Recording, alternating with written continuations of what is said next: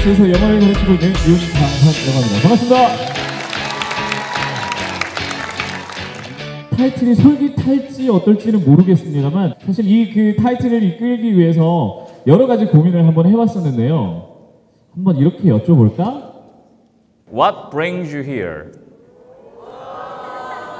여러분처럼 똑같이 발음했어요. 영어 선생님이니까 그래도. 자, 무엇이 너를 여기에 데리고 왔느냐. 여기에서 you를 me로 한번 바꿔보겠습니다. 자, 다시 한번 시작. 그렇죠.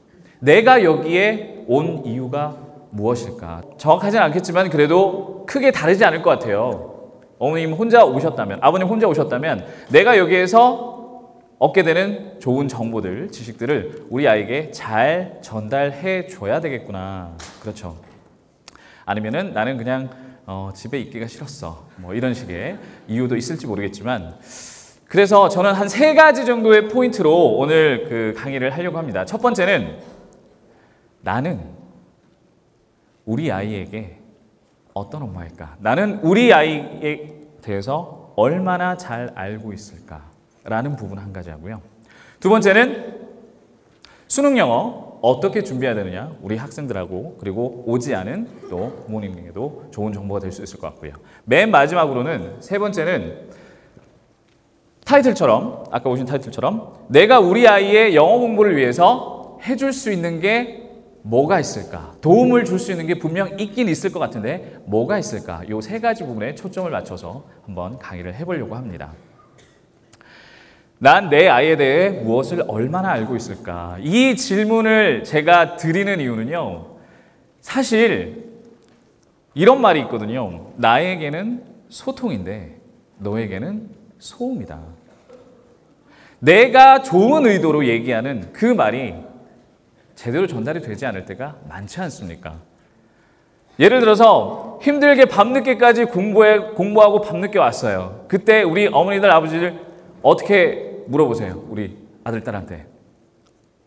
아들, 오늘 공부 열심히 했나? 그렇게 얘기하시죠. 그럼 우리 친구들 뭐라 그래? 예. 뭐 그냥요. 어떤 애들은 모른다. 내게 말 시키지 말라고. 그런 아이들도 있어요. 이게 어머님들하고 그리고 우리 아이들 간의 그런 어떤 래포 형성이 진짜 중요한 건데 아니 그렇게 얘기하는 친구들 내가 뭘 어쨌다고. 그쵸 우리 어머님들. 그래서 나는 내 아이에 대해서 무엇을 얼마나 잘 알고 있을까 그냥 여쭤보는 것보다는 진짜 우리 아이들에게 한번 답을 구해보는 것도 괜찮겠다 싶어가지고 제가 근무하는 저희 학교 아이들한테 한 100여 명 아이들한테 수업 시간에 수업은 안 하고 설문조사를 한번 해봤어요. 설문조사를 했는데 수험생인 딸이 부모님께 바란다. 물론 미리 말씀드리지만 이거는 그냥 저희 학교 아이들 표본 집단이 상당히 작고 지역에 따라서 또 틀릴 수도 있기 때문에 그냥 참고하시는 거고요. 나는 과연 어떠한 모습의 수험생 학부모인가 여기에 대해서 조금 진솔하게 생각을 해 주실 수 있으면 좋을 것 같아요. 첫 번째 질문은 이것입니다. 부모님은 나의 꿈, 진로에 대해 잘 알고 있다.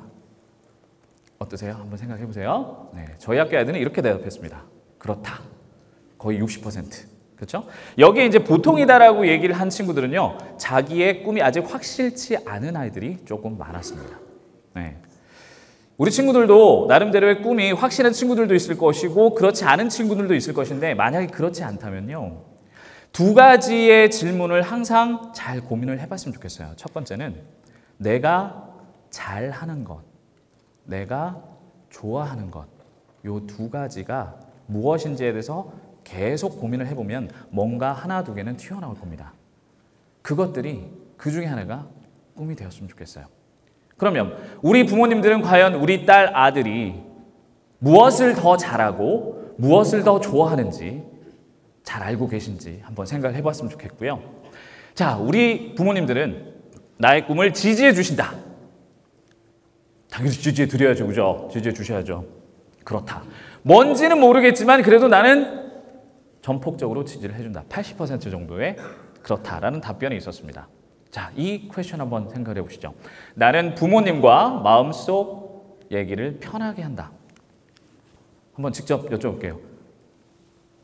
우리 부모님들 중에서 나는 우리 딸 아들과 마음속의 얘기를 충분히 잘 하고 있다. 자, 알겠습니다. 내려주십시오. 우리 친구들한테 물어보겠습니다. 나는 우리 엄마 아빠와 나의 속마음을 잘 얘기하고 있다.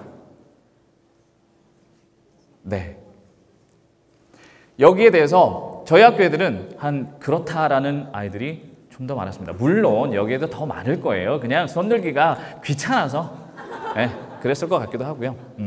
그런데 이건 정말 중요할 것 같아요. 그렇죠? 네. 부모님은 나에게 주로 칭찬과 격려를 해주신다. 우리 친구들 손 들어보세요. 그렇다. 어머님들 보십시오. 네, 내리세요. 더 많은 친구들이 그렇다라고 얘기를 할 겁니다. 근데 퍼센티지가 조금 작죠. 네. 그러면 우리 부모님은 나에게 주로 잔소리를 하신다. 잔소리를 하신다. 나는 잔소리를 한 적이 없는데, 그렇죠? 우리 어머니 아버님 잔소리를 한 적이 없는데 그렇다가 23%, 보통이다가 한 48%, 거의 절반에 가까운 애들이 그렇다도 아니고 그렇지 않다도 아니고 어느 정도는 한다 이렇게 한번 생각을 할 수가 있겠죠. 그렇죠? 네. 그러면 잔소리를 하신다면 주로 무엇과 관련된 것인가? 아, 요거는 그냥 없겠죠. 그죠? 예, 네, 없겠죠. 그런데요. 근데 우리 친구들은 뭐가 제일 1등일 것 같아요? 5개 중에서? 5번이요? 엄마 그러시니? 왜 엄마 마음을 힘들게? 어머니 매사에 잔소리 안 하시죠? 그럼요. 어머님은 잔소리 한다고 생각하고 내가 지금 잔소리를 하고 있구나라는 이런 의식으로 말씀하시는 경우는 거의 없을 거예요. 그렇죠. 아까도 얘기했지만 나에게는 소통, 너에게는 생활 습관이 압도적으로 많습니다. 이런 거죠. 책상 좀 치워라. 와, 벌써 잘 나가? 그래요. 이런 부분에 있어서 우리 친구들이 스트레스를 좀 받는다는 걸 알면 오늘부터는 그래도 말 한마디 할 때 조금 더 신경을 써주시지 않을까라는 그런 바람을 한번 가져옵니다. 그리고 우리 친구들도 솔직히 좀 책상 좀 공부할 때 책상 좀 정리 좀 해놓고, 그렇죠? 공부를 하면 얼마나 좋아요. 근데 어떤 친구들은 또 책상 정리만 하고 공부를 안 하죠. 자, 나는 부모님이 이럴 때 참 좋다. 이거는 오픈 퀘스천으로 물어봤어요. 오픈 퀘스천은 이제 주관식이죠. 네. 그랬을 때 5위가요. 모든 것에 감사하다. 뭐예요 지금? 아니에요? 마음을 속이지 말라고. 모든 것에 감사하다. 사실 이런 그 답변을 해준 친구들이 숫자는 많지 않지만 그래도 은연중에는 다 깔려 있을 거라고 저는 확신합니다. 그렇죠. 우리 친구들 다 지금 고개 끄덕이고 있거든요. 안 보이시겠지만. 4위는요. 조용히 큰 관심 보여주지 않을 때. 전 좀 놀랐어요. 말을 제가 이렇게 순화시켰지만 어떤 애는 뭐라고 있는 그대로 제가 워딩을 그대로 따라하면요. 우리 엄마 아빠는 나를 방목시키셔요. 방목이라는 단어를 썼습니다. 근데 그게 좋을 때. 그러니까 어떻게 보면은 너무 큰 관심이 좀 부담스러울 때가 있다라는 얘기가 또 되겠죠. 그 다음에 3번째가 등하굣길에 태워주실 때. 친구들, 이거 진짜 쉬운 일 아니에요. 아침 일찍 그리고 저녁 때 이거 고마울 줄 알아야 돼. 에? 태워주시는 분 손 들어보세요. 우리 친구들. 고마워할 줄 알아야 돼요. 오늘은 왜 이렇게 늦게 왔는데? 막 그러면서 그러지 마시고요. 아셨어요? 진짜 쉽지 않은 겁니다. 네, 훌륭하신 겁니다. 2번째는요. 여러 가지를 신경 써주실 때. 그런데 여기 여러 가지 중에서 90% 이상은 음식이었어요. 맛난 음식, 맛난 간식 제공해 주시고 사주시고 만들어 주실 때, 간식 맛있게 싸주실 때. 사실 아이들 먹는 것도 많이 중요하지 않습니까? 고마워하고 있습니다. 1위는 뭘까요? 그래요. 맞아요. 믿고 응원하고 격려하실 때. 믿고 응원하고 격려하실 때. 우리 아이들은요. 지금 완전한 상황에서 지금 공부를 하고 있는 건 아닙니다. 지금 실력이 완전하지 않아요. 예, 부족한 게 아직 많고요. 시행착오를 겪고 있는 중이고 그 시행착오가 조금씩 만회돼가지고 아마 우리 아이의 최고의 점수가 11월 10일 날 아마 터질 겁니다. 그때까지 기다려 주시고요. 그렇지 않으면 복수하세요. 아시겠죠? 자, 아무튼 믿고 응원하고 격려하실 때 이런 질문은 어떨까요? 나는 부모님이 이럴 때 참 안 좋다. 자, 5번은요. 5번 없습니다. 4번. 집중력을 방해할 때. 방에서 공부하고 있는데 TV 소리가 들려올 때. 반응 너무 격하게 하지 마요. 네? 아니면은 공부하고 있는데 강아지 밥 주라 그럴 때. 아니면은 쓰레기 버리고 오라 그럴 때. 뭔가 집중력이 한번 흐트러지면요, 어머님, 그게 원래 상태로 돌아가는데 한 15분 정도가 걸린답니다. 연구 결과로. 한번 집중력을 딱 끊어주시면은 15분이 날아가는 거예요. 그러면 조금 조심하셔야 되겠죠. 우리 아이가 지금 들어가서 공부를 한다? 드라마 보시는 거 조금 참아주시고 아니면 DMB로 안방에 들어가서 보시든지 그런 것도 괜찮을 것 같고 3위는 과도한 관심. 특히나 시험 기간에만 너무 관심을 쏟아주신다. 이런 부분에 대해서는 조금 아이들이 서운해하는 그런 부분도 있었습니다. 2위는요. 이 부분이 좀 많이 안타깝죠. 그렇죠? 노력에 대해서 인정하지 않을 때.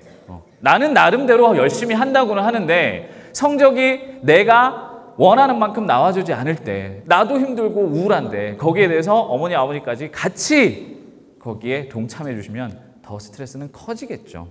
네. 아까도 말씀드렸지만 좀 전에도 말씀드렸지만 우리 친구들 지금 완전하지 않습니다. 조금씩 나아질 겁니다. 조금 참고 기다려 주시고요. 그리고 우리 친구들한테도 얘기하는데 나름대로 열심히 하는데 라는 말은 자타가 인정할 정도로 열심히 하는 건 아니지. 그렇지 않을까? 네?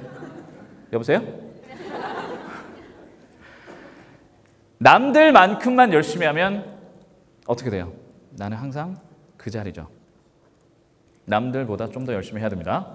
남들보다 좀 열심히 하려면 어떻게 해야 돼요? 남들보다 더 적게 자야 됩니까? 그렇지 않죠. 주어진 시간은 똑같습니다. 어떻게 해야 돼요? 낭비되는 시간을 줄여야 돼요.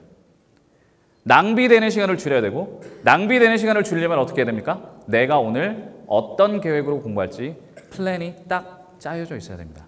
그 플랜을 가지고서 하루를 시작하는 것과 그렇지 않은 것은 시작부터 한 5분, 10분, 1시간 정도는 지고 시작하는 것이다. 자, 1위는 뭘까요? 잔소리입니다. 그래요. 잔소리라는 단어가 참 의미하는 게 많습니다. 그렇죠? 어머님들의 의도는 전혀 잔소리가 아닌데 아이들한테는 그렇게 들릴 수가 있다는 얘기입니다. 가령 잔소리는 이런 소리겠죠. 한번 들어보실래요? 시작!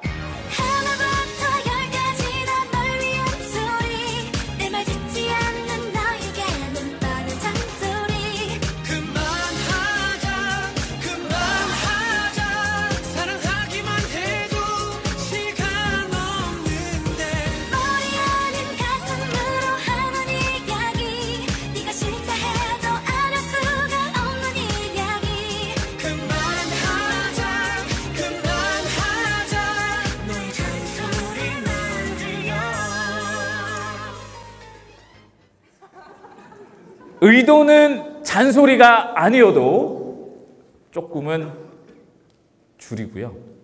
믿고 응원하고 격려하는 말씀을 더 해주시면 우리 아이들한테 큰 힘이 될 것 같습니다. 어머님, 아버님, 그래 주실 수 있으시죠? 고맙습니다. 자, 이번에 두 번째 포인트를 한번 넘어가 보겠습니다. 수능 영어 무엇을 어떻게 공부를 할 것인가. 그렇죠? 뭐 가장 중요한 이야기가 될 수 있겠죠. 일단은요. 타이틀부터 한번 보세요. 9월 2일 평가원 모의고사가 있습니다. 그때를 기준으로 하자고요. 지금 공부하고 있는 그 시기를 일단 그때까지를 기점으로 해가지고 그 이전에는 무엇을 어떻게 공부를 해 나가야 될 것인가. 자, 지금부터 여러분 만약에 우리 딸 아들이 안 왔다. 이제 내가 메신저의 역할로 전달자의 역할을 해야 되는데 한 가지 부탁드리고 싶은 말씀은요. 그냥 객관적인 정보만 들으신 대로만 말씀하십시오. 제가 이런 식으로 공부를 해라. 그런데 우리 딸은 이것도 아니고 이것도 아니야. 그래서 너는 이걸 해. 이걸 해. 이렇게 주관적인 말씀을 첨가하지 마시고요. 아, 이렇게 하라고 하더라 라는 것만 말씀해 주셨으면 좋겠습니다. 아시겠죠? 잔소리가 될 수가 있습니다. 좋은 의도로 시작했지만 결국에는 기승전 잔소리가 될 수가 있다는 얘기죠. 자, EBS 연계교재 위주로 정직한 공부를 하라라는 얘기입니다. 지금 수능 특강, 수능 인터넷 수능, 그렇죠? 독해 연습 1, 2 나와 있고요. 그 다음에 6월 달에 수능 완성까지 나올 겁니다. 엔제가 빠졌죠. 많은 부담이 덜었습니다만 나만 그럴까?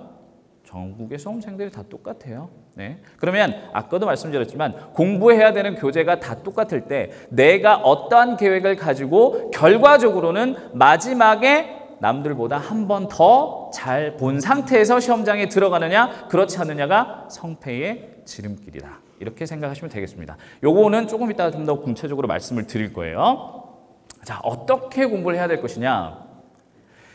세 가지를 제가 가지고 왔는데요. EBS 연계교재를 일단 70% 이게 메인이 돼야 되죠. 가장 중요한 겁니다. 그리고 기출문제를 풀어야 되는지 안 풀어야 되는지도 우리 친구들 고민하는 친구들 분명히 있을 것이고 그 다음에 만약에 내가 지금 문장 구조를 조금 어렵고 복잡한 문장이 나왔을 때 한 번 읽었을 때 제대로 이해가 되기가 힘들다라고 하면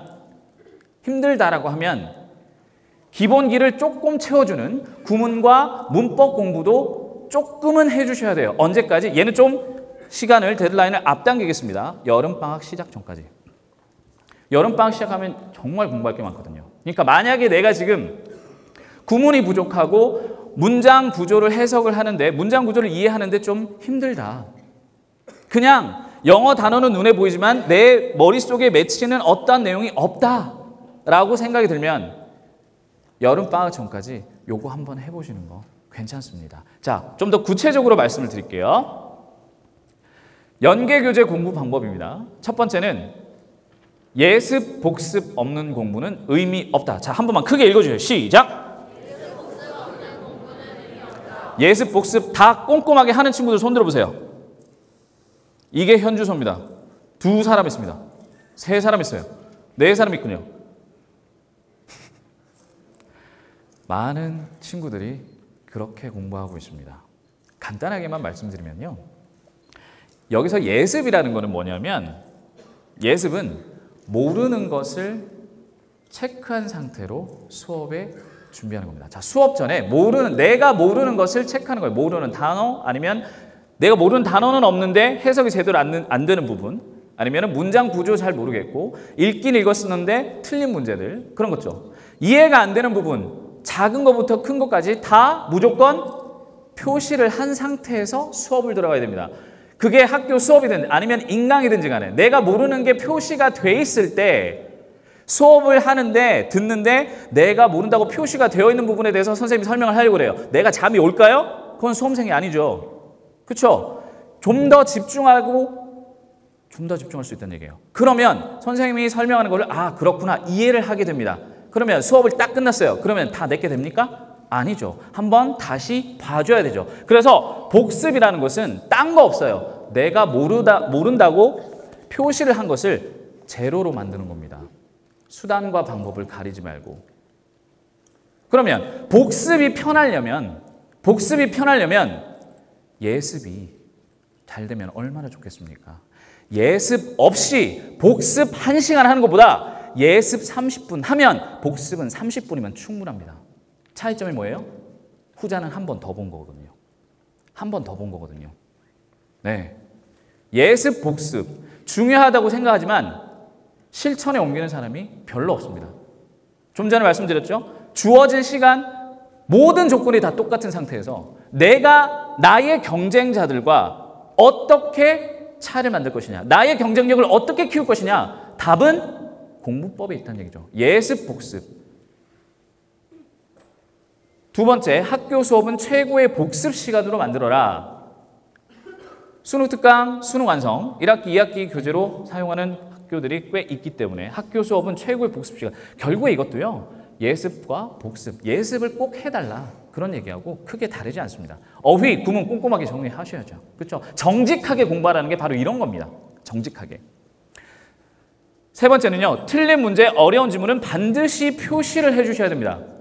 그런데 예를 들어서 틀린 문제가 있는데 그걸 틀리는 거, 빗금을 잘 치지 않는 아이가 있어요. 실제로 남들이 볼까 봐.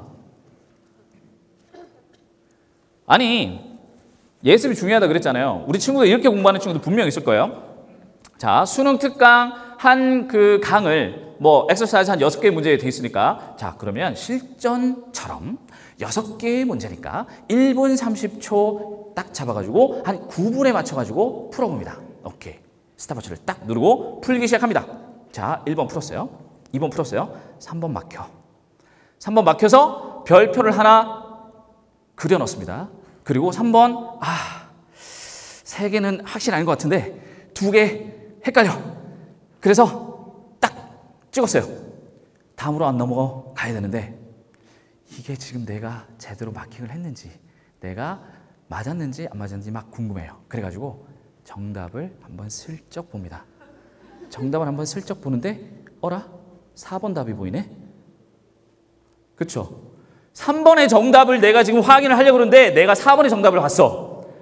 그거는 안 잊어먹잖아요. 그런데 그러고 나서 3번 정답을 봤는데 틀렸어. 그러면 4번 문제 읽지도 않는데 나는 그걸 정답을 알아요. 그러면 책을 덮어버려요. 그렇게 공부하면 안 되죠. 일단. 그리고 일단 문제가 틀렸을 때, 그죠? 문제를 푸는데 틀렸을 때 일단 기분이 안 좋잖아요. 기분이 안 좋잖아. 틀렸으니까. 그래서 눈을 삐딱하게 해가지고 정답지를 봅니다. 한번 해설지를 읽어봐요. 그런데 해설지를 읽어봐도 마음에 안 들어요. 글의 내용은 3번이기 때문에 정답은 3번입니다. 이런 식으로 가기 때문에. 그런데 일단 내가 생각하는 이 글의 중심 내용이 A 방향으로 꽂혀져 있으면요. 잘 안 들어와요. 그죠? 이 글을 객관적으로 봤을 때 이 글에서 가장 중요한 거는 이 문장이고 그래서 힌트를 요걸로 딱 잡아서 요렇게 설명을 해주면 참 좋을 텐데 그게 아니니까 궁금증이 해소가 안 되는 거죠. 그러면 나는 어떤 결론을 이루게 됩니까? 이 문제는 안 좋은 문제야. 안 나올 거야. 그렇죠? 어떻게 알아요? 그런 식으로 공부하시면 안 된다는 거죠. 그죠? 그러니까 내가 처음에 문제를 풀었을 때 틀린 문제 그리고 조금이라도 어렵다고 느껴지는 문제에 대해서는 절대로 그냥 넘어가지 말고 체크를 해주셔야 돼요. 네? 그리고 가급적이면 그걸 리스트를 한번 만들어 보십시오. 아니면 수능 특강이나 아니면 연계교재 책에다가 이렇게 붙여주세요. 왜? 그게 수능 일주일 전에 직전에 내가 그 리스트만 제대로 공부를 하더라도 많은 부분에 대한 두려움을 접을 수 있습니다. 극복할 수가 있다는 얘기예요. 자, 연계교재 공부는 정직하게 가장 중요한 것보다 예습, 복습이다. 자, 기출문제는요. 다 풀려고 하지 마시고요. 양 많습니다. 자, 일단 최근 5년에서 7년간 평가원에서 출제된 6월, 9월 그리고 수능 기출문제에 한해서 모든 문제를 다 풀지 마시고요. 내가 취약한 유형만을 반복해서 훈련하십시오. 그러면 감이 옵니다. 감이 와요. 예. 그리고 만약에 그 감이 오지 않는다면 선생님에게 그리고 수강호 게시판에 질문을 하셔도 충분합니다. 분명 내가 어려운 유형이 있을 것이고 그 유형을 조금이라도 만회할 수 있는 그러한 방법은 분명 있습니다. 예를 들어서 빈칸 문제를 내가 참 힘들어 하는데 빈칸 문제를 일단 어떤 식으로 내가 풀어야 될지에 대한 나름대로의 규칙, 어떤 루틴이 나한테 확실히 있다면 두려움을 조금 줄일 수 있지 않을까요? 예를 들어서 이런 거죠. 빈칸의 위치가 예를 들어서 첫 번째 문장이나 초반에 등장했어요. 빈칸이 전반부에 있어요. 그러면 뭐부터 봐요? 첫 번째 문장부터 바로 읽으시고요. 만약에 빈칸이 뒤쪽에 가 있어요. 빈칸이 뒤쪽에 좀 길게 뚫려져 있어요. 그러면 저는 무조건 빈칸을 먼저 봅니다. 빈칸 문장을 먼저 봅니다. 물론 빈칸이 뚫려 있기 때문에 정답이 보이지는 않죠. 예? 그러니까 나름대로 규칙을 정하자고요. 전반전의 빈칸 첫 번째 문장, 후반전의 빈칸은 빈칸 문장 먼저 한번 보고 첫 번째 문장으로 올라가서 정직하게 읽어내시는 겁니다. 그래야 빈칸 문장을 다시 내려왔을 때 두 번째 보는 거잖아요. 그러면 훨씬 더 이해가 잘 될 뿐만 아니라 내가 앞쪽에서 읽었던 내용이 내 머릿속에서 느슨해지지 않고 나름대로 끈끈하게 남아있으면서 그러한 상태에서 선택지를 하나씩 넣어보는 게 정답률을 훨씬 더 높이게 만드는 방법이거든요. 그런데 빈칸 문장에 왔을 때 그냥 위에서부터 첫 번째 문장부터 쭉 읽어요. 빈칸 저기 뒤에 있는데. 그러면서 그래 이런 내용 오케이 대충 했다가 빈칸 문장이 딱 왔는데 빈칸 문장이 길어. 그리고 모르는 단어도 하나 두 개씩 들어가 있어요. 그럼 어떻게 됩니까? 내가 앞에서 읽었던 내용이 무엇인지에 대해서 그 연결고리가 느슨해진다는 얘기죠. 그러면 그때는 선택지를 하나씩 넣어봐도 다 답이 되는 것 같아. 아니면 아무 생각이 없어지는 거나. 그렇죠? 빈칸 문장을 먼저 한번 보고 올라가라는 겁니다. 그리고 빈칸의 길이가 짧을 때는 무조건 5개를 다 집어넣어 보시고 빈칸의 길이가 좀 길 때는 하나, 2개 정도의 선택지만 넣어서 완전한 문장 형태로 한번 읽고서 시작을 해보라는 거예요. 네? 그렇게 공부를 하시고 나름대로의 이제 문제 푸는 과정이 내 몸속에 많은 문제들을 풀면서 내 것으로 체화가 되면은요. 두렵지 않습니다. 일단 두려움부터 떨쳐버리셔야 돼요. 내가 부족한 유형에서는. 자, 빈칸 문제 예를 들어서 그렇게 말씀을 드렸으니까요. 취약한 유형에 대해서는 반복적으로 훈련을 하십시오. 네, 그래서 내 생각보다 내 몸이 먼저 반응하게끔. 정말 중요한 얘기입니다. 자, 그리고 오답 노트는 그렇게 강조하진 않겠습니다. 내가 필요하다면 그렇게 해주시면 될 것 같습니다.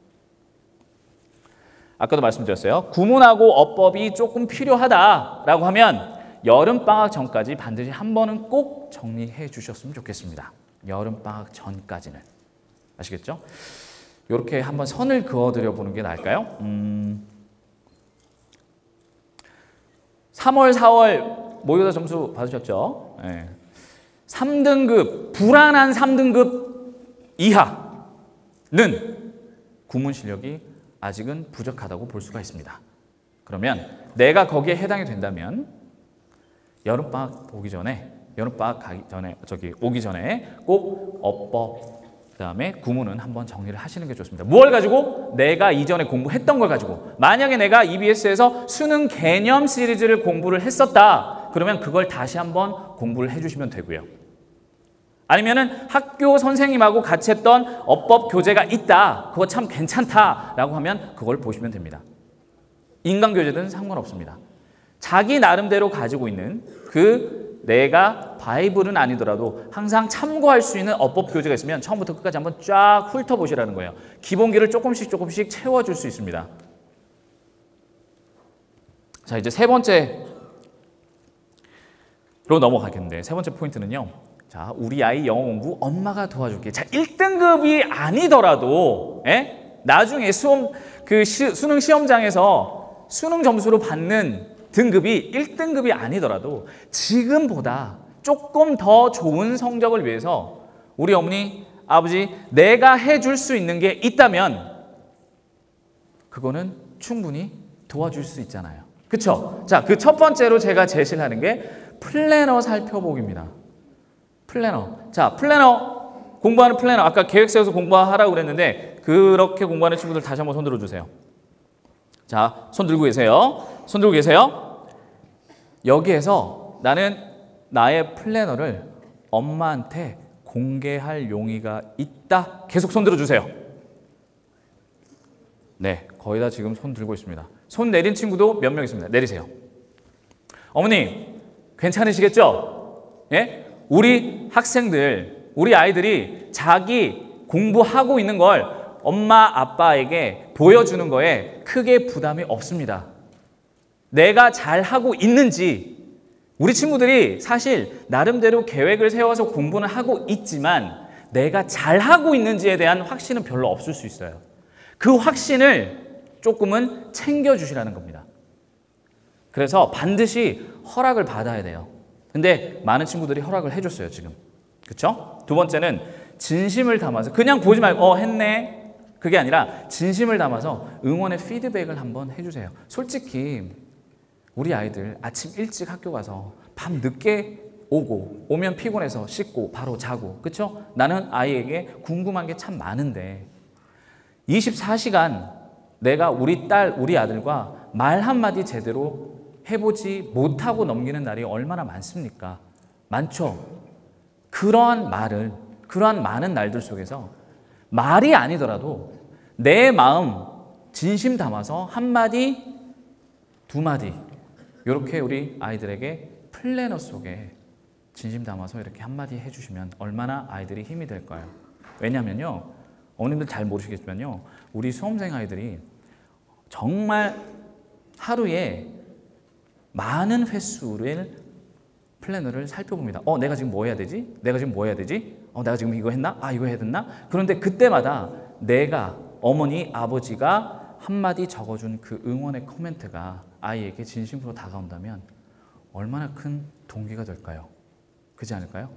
네. 그래서 진심을 담아서 응원의 피드백을, 응원의 메시지를 꼭 한번 해주시고요. 네. 우리 아들 잘하고 있다. 우리 딸 잘하고 있다. 괜찮다. 그리고 그랬을 때 우리 친구들도 물론 우리 엄마 아빠가 볼 거야 라는 것을 의식을 할 필요는 없지만 그래도 그때 드는 어떤 공부와는 상관없는 그런 생각들 있잖아요. 고민들 있잖아요. 그런 거 한번 끄적여 보세요. 아니면 엄마 아빠한테 부탁할 일이 있는데 말하기가 조금 힘들 때 그렇게 글로 한번 써보십시오. 이 힘든 수험생이라는 여정을 혼자서 가는 게 아니라 아들아, 딸아, 내가 함께 너랑 가고 있다. 내가 너를 신경 써주고 있다. 우리 친구들도 엄마 아빠가 나의 든든한 버팀목이 되어주시고 계시구나 라는 생각 얼마나 괜찮을까요? 힘이 될까요? 혼자서 잘 해내고 있다는 자신감을 심어주기 위한 최고의 방법입니다. 그리고 우리 친구들 계획 세울 때 꼭 이렇게 했으면 좋겠어요. 첫 번째는 자기 전에 아침에 일어나서 학교 가서 처음에 플래너부터 오늘 뭐 해야 될지 그거 하지 마시고요. 그 계획이 그 전날 자기 전에 세워져 있었으면 좋겠어요. 왜냐면요, 즉 다음 날의 계획을 세운다는 것은 나름대로 하루에 마무리를 한다는 얘기죠. 그러면 내가 못했던 것들에 대한 백업 플랜이 만들어질 거예요. 그리고 아침에 딱 그것을 열어봤을 때 이거 해야 되는구나. 한치의 고민 없이, 시간 낭비 없이 바로 그것에 돌진할 수 있습니다. 시간도 많이 줄일 수 있고요. 집중력도 훨씬 더 좋은 상태에서 학습을 시작할 수 있다는 얘기예요. 근데 플래너 이게 진짜 얼마만큼의 큰 효과를 갖고 있는 건데 많은 친구들이 잘 안 하고 있습니다. 그렇지만 여기 있는 친구들을 많이 잘 해주고 있어요. 그런데 자기 전에 다음날 계획할 때는요, 100을 세우지 마십시오. 가령 내가 1시간이라는 시간에 영어 지문을 예를 들어서 5개까지 공부를 할 수 있다. 그래, 열심히 하면 한 6개 정도까지 하지. 그러면 6개를 하지 말고 5개를 하라는 얘기예요. 100 중에 80을 계획하고 대신 그 80을 100% 실천하십시오. 그러면 하루하루 지나면서 내가 하루를 마무리할 때 뭐 해야 돼요? 다음날 또 계획 세울 거 아닙니까? 오케이, 오늘은 참 열심히 했구나. 오늘은 참 스스로에게 칭찬해 줄 만큼 하루가 뜻깊었구나. 이런 생각이 많아지면 어떻게 될까요? 뭐가 많아질까요? 자신감이 늘어납니다. 여러분, 우리 친구들 어저께 자기 전에 어떤 생각 들었어요? 야, 오늘 완전 열심히 했어. 내가 오늘 100% 플러스 20%까지 더 했네. 오늘 완전 열심히 한다. 매일이 오늘 같았으면. 이런 생각으로 자는 날이 있잖아요. 그런 날이 많아지면 자신감이 높아질 수밖에 없어요. 나 지금 잘하고 있구나. 그런데 오늘은 좀 내일 열심히 하지 뭐. 오늘 같으면 진짜 너무 좋지 않아. 오늘 완전 실패. 그런 날이 많아지면은 뭐가 늘어날까요? 슬럼프가 늘어납니다. 하루하루 만족스럽게 마무리하고 그 다음날 계획을 기쁜 마음에서 세울 수 있으려면 내가 세운 계획을 나는 잘 지키고 있어야 됩니다. 그러려면 80을 세우고 열심히 실천하십시오. 자, 이렇게 얘기하는 거 조금 백문이 불여일견이라고요. 이 친구는요.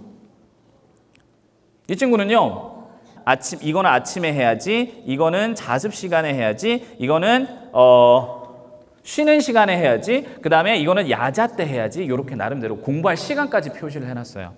이 친구 오늘 이날 공부한 시간 6시간 48분 14초. 진짜 꼼꼼한 초까지 셌네. 예? 그러면서 밑에 해가지고 스스로한테 만족한다는 얘기예요. 이런 날이 많아야죠. 그래야 자신감이 늘어나니까. 그래, 잘했다. 제가 도장 하나 꽝 찍어줬습니다. 그리고 옆에 코멘트도 달아줬습니다. 잘하고 있다. 오늘 같은 날만 많이 한번 만들어보자. 오늘도 화이팅. 그러면 애들은 되게 좀 막 이럽니다. 그렇지만 싫어하진 않아요. 아, 선생님 진짜 이렇게 이렇게 웃는 거 그런 거 안 하면 안 돼요. 막 그렇게 얘기를 하지만 싫어하진 않습니다. 네. 이 학생 여기 한번 볼까요? 졸지 마. 뒤로 나가. 맨날 뒤에 있습니다. 이 친구는. 6시 40분에 기상해서 1시 15분 취침. 이런 식으로 제가 이제 샘플을 보여드리는데 이런 식으로 자기도 나름대로 플래너 다 세우잖아요. 그렇죠? 그 플래너 속에서 내가 진짜 낭비되는 시간을 최소화할 수 있는지, 그리고 그렇게 하고 있는지를 한번 오늘부터 제대로 반성을 해봤으면 좋겠습니다. 두 번째는요, 게릴라 단어 학습법인데 좀 생소하실 거예요. 이게 뭐냐면요, 사실 영어 1등급을 받기 위해서 정말 문제가 되고 걸림돌이 되는 게 어휘잖아요. 그렇죠? 우리 친구들 수능 특강 하나의 교재에 정말 많은 어휘가 있잖아요. 그렇죠? 지문이 한 300개 정도가 있는데요. 279개 정도가 있는데 그 지문에 만약에 하나의 지문에 모르는 단어가 3개가 있다고 치면 합치면은 수능 특강 하나를 통해서 내가 새롭게 공부해야 되는 단어가 900개 정도가 되죠. 맞죠? 그 900개를 내 머릿속에 예를 들어서 80%만 넣는다고 쳐도 어휘 때문에 내가 수능 망했다. 이러한 말은 안 할 겁니다. 지금까지 여러분 내 나름대로 열심히 해오던 어휘 교재가 있을 거예요. 그런 것들은 자투리 시간에 그리고 주말 같은 경우에 한 번씩 또 반복해서 공부를 해주시고요. 평소에는 예습 복습을 통해서 어떻게 해줘야 돼요? 예습 복습을 통해서 반복해서 공부해 주셔야죠. 자, 1시간이라는 시간을 영어 어휘에 쏟을 때 한 번에 다 쓰면 안 되죠? 어떻게? 10분 단위로 5번을 쪼개든지, 아니구나, 6번이구나. 그쵸? 1시간을 60분이니까. 자, 6번을 쪼개든지 아니면 15분 단위로 4번을 쪼개든지. 그래서 아침, 점심, 저녁, 자기 전에 3시간, 4시간 정도의 텀을 가지고 잊혀질만 할 때 다시 한번 잡아주는 게 제일 좋아요.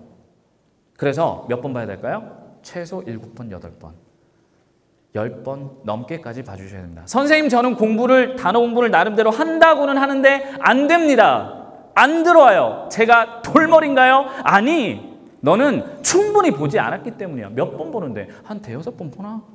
더 봐야 되죠. 예습 복습을 하고 강의 속에서 아니면 수업 시간에 하면 기본적으로 1~2번씩 보는 거예요. 예? 예습 복습 정말 중요합니다. 예. 그런데 이제 그 게릴라 단어 학습법 그렇게 외우면서 반복해서 보는데도 내 머릿속에 잘 안 들어가는 애들이 있잖아요. 그러면 그 단어들을 나름대로 촘촘하게 아니면은 포스트잇 같은 데다가 이렇게 붙여가지고요. 아니면 써가지고 난 그것도 귀찮다. 그러면 엄마, 아버지가 도와주실 수 있는 거예요.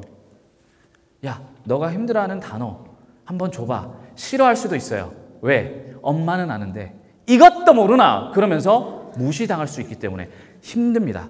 그러면 어머님, 아버님, 아이가 가지고 있는 수능 특강 그 한 것만 하면 돼요. 한 것만. 아니면 아이가 평소에 공부하던 그 지문 속에서 그 교재에서, 어휘 교재에서 모른다고 많이 표시가 된 단어들 있지 않습니까? 그러한 것들을 슬쩍 몰래 해가지고, 아니면 동의를 얻으시면 더 좋고요. 그래서 힘들어하는 단어를 나름대로 막 쓰시는 거예요.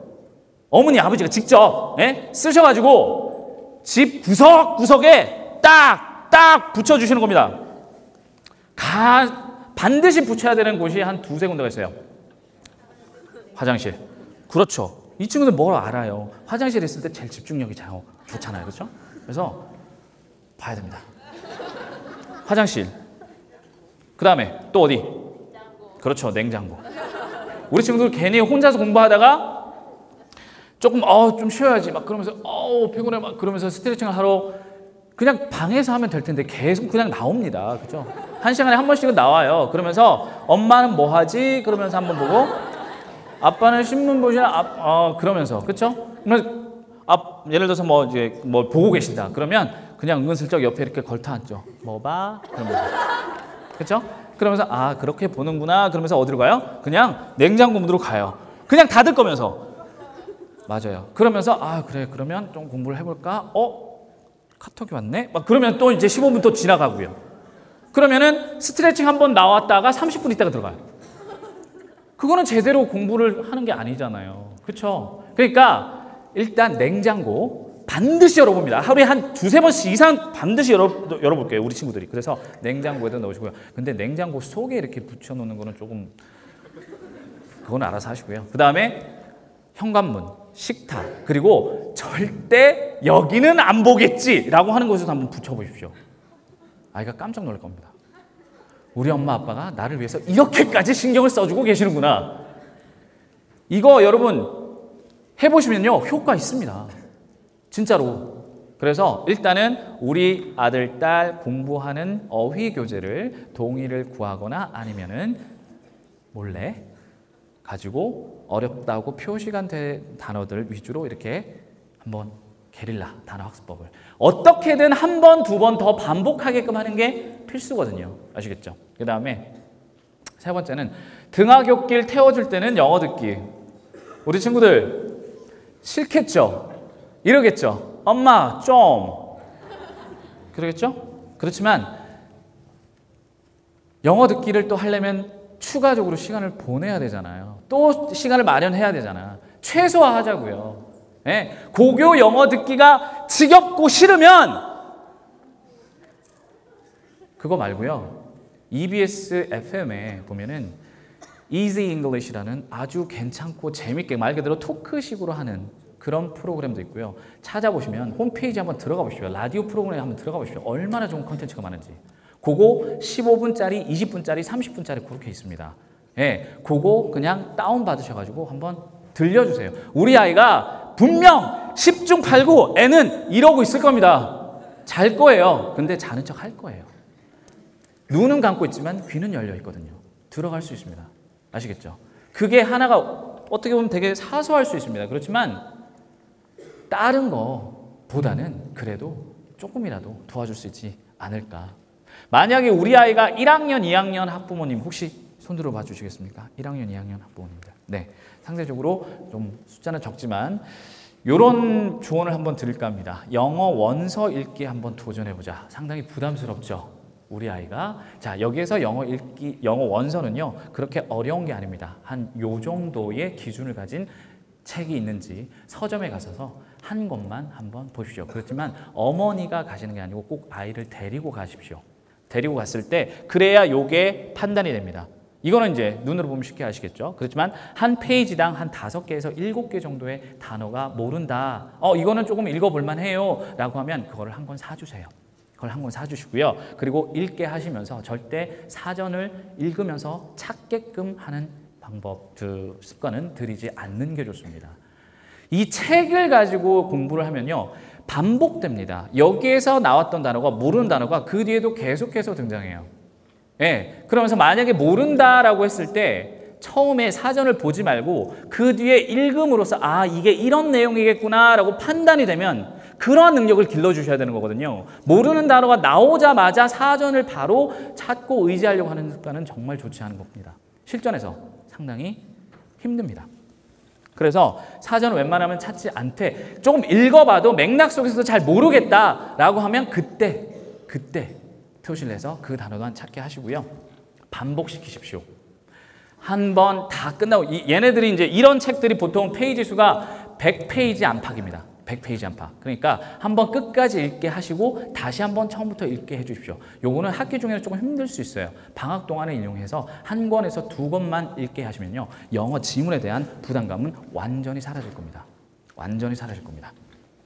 그리고 북 리포트, 뭐 우리말로 하면 독후 감상문 정도가 되는데요. 이런 것들을 간단히 적어보게 하는데 여기에 말하는 5개의 WH와 하나의 H, 이건 뭔지 아시겠죠? 우리 육하 원칙 할 때 그 question, WH question 5개랑 how, 요거에 관련해서 조금 적어본다라는 것도 괜찮을 수 있어요.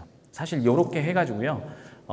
제가 재작년에 담임을 했던 한 아이가 그 아이는 한 번도 해외 경험이 없는데도 불구하고 항상 영어를 제일 잘합니다. 이유를 물어보니까요. 이 학생은 항상 영어 책을 읽었어요. 어렸을 때부터 많이 읽었다라는 얘기죠. 그러니까 이 학생이 구사하는 영어, 말로 하거나 아니면 글로 쓰는 영어가 원어민이 감탄할 정도랍니다. 시인 같다, 소설가 같다 라고 얘기를 합니다. 이 친구의 꿈은 뭐냐? 자기가 작가가 되어서 그걸 자기 힘으로 번역해서 세계적인 라이터가 되는 게 꿈입니다. 괜찮죠? 이 친구의 독후 감상문의 절반은 다 영어입니다. 그러니까 이것도 나름대로의 1, 2학년 부모님들께서는 한번 생각을 해보실 수가 있다라는 겁니다. 자, 제가 준비한 내용은 다 끝났습니다. 다시 듣지 않겠습니다. 하나부터 열까지 다 널 위한 소리야. 내 말 듣지 않는 너에게는 뻔한 잔소리지만 그만하자고요. 대신에 믿고 응원하고 격려하고 말하기 조금 부끄럽고 조금 낯뜨거우면 우리 메시지를 우리 아이들의 플래너에도 한번 적어보는 거 괜찮을 것 같습니다. 사랑하십시오. 조건 없이 주십시오. And most of all, care for your child without any expectation. 어떠한 기대도 하지 않으셔도 좋습니다. 그런 기대 없이 우리 아이들 보살펴 주십시오. 얘들아, 우리 수험생들 엄마하고 항상 감사하는 마음이 있으면서 우리 마지막까지 최선을 다해서 엄마랑 함께 추운 날 뜨거운 기쁨의 눈물 한번 제대로 흘려봅시다. 아셨죠? 어머님 아셨죠? 감사합니다. I'm so